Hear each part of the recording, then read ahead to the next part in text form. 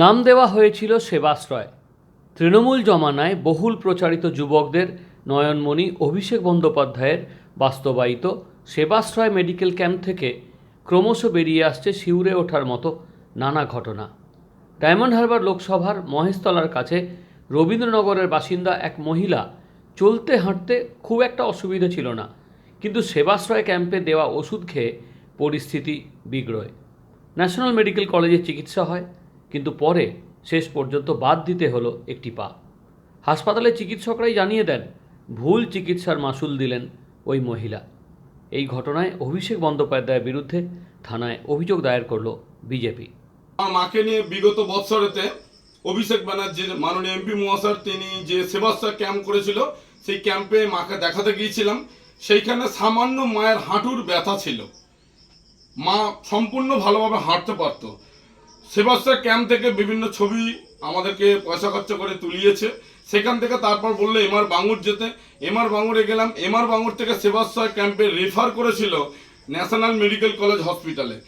সেখানে দুর্ভাগ্য, অপারেশন করতে গিয়ে ডক্টররা, আমাদের মাননীয় এমপি সাহেবের ডক্টররা ভুল অপারেশন করে অপারেশন থিয়েটারে মায়ের শিরা কেটে ফেলে। তার প্রমাণ দেখতে পাচ্ছেন।